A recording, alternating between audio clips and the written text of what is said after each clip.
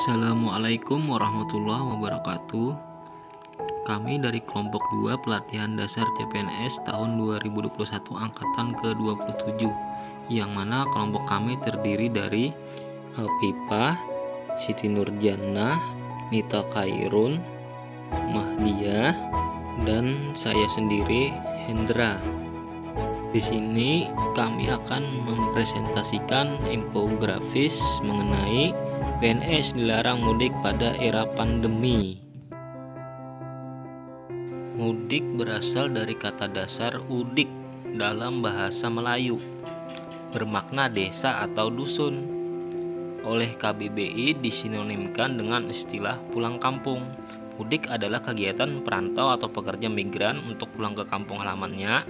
Mudik di Indonesia identik dengan tradisi tahunan yang terjadi menjelang hari raya besar keagamaan, misalnya menjelang Lebaran, Natal, dan Tahun Baru. Dalam rangka mencegah dan memutus rantai COVID-19 yang berpotensi akan meningkat dikarenakan perjalanan orang dalam masa pandemi COVID, maka diberlakukan pembatasan perjalanan keluar daerah terutama mudik bagi aparatur sipil negara.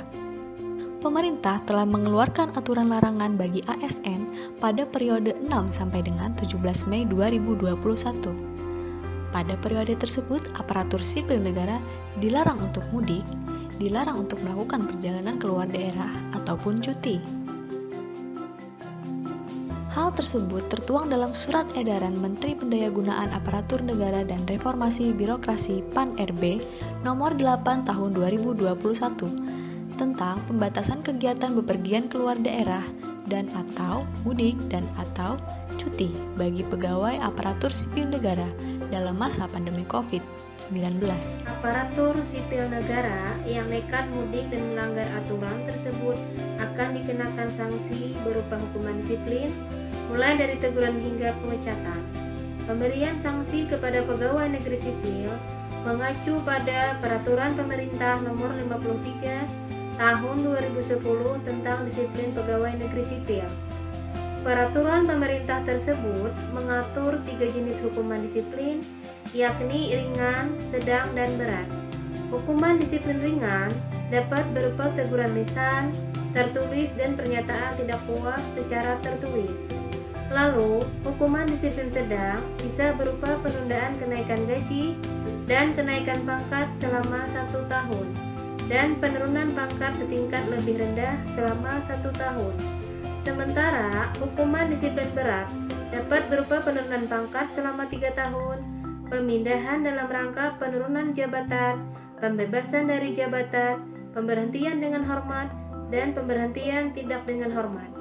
Sanksi serupa juga berlaku bagi pegawai pemerintah dengan perjanjian kerja mengacu pada Peraturan Pemerintah Nomor 49 Tahun 2018 tentang manajemen pegawai pemerintah dengan perjanjian kerja. Larangan dan pengecualian.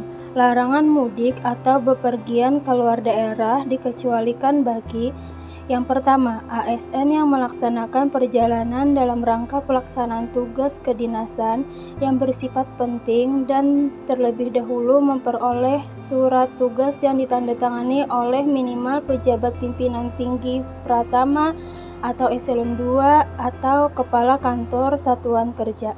Yang kedua, ASN yang dalam keadaan terpaksa perlu bepergian keluar daerah dengan terlebih dahulu mendapatkan izin tertulis dari pejabat pembina kepegawaian atau PPK di lingkungan instansinya.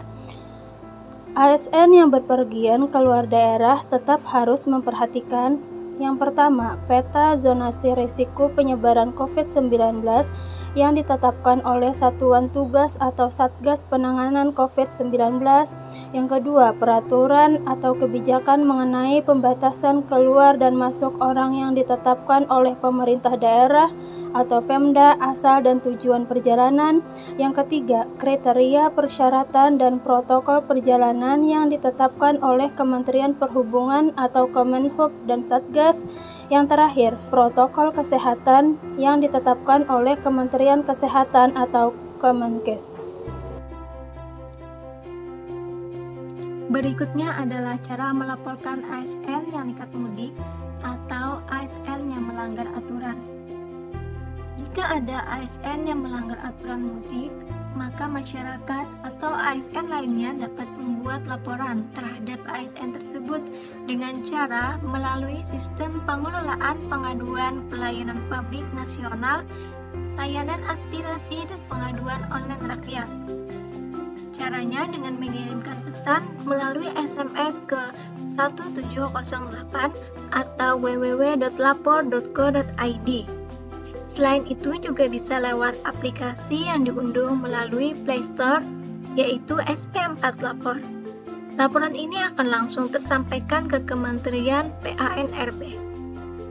Adapun laporan dapat dikirimkan dengan menyertakan nama ASN yang bersangkutan, instansi, satuan kerja, lokasi, dan bukti dukung jika ada. Sekian penyampaian dari kelompok kami. Terima kasih telah menonton. Wassalamualaikum warahmatullahi wabarakatuh.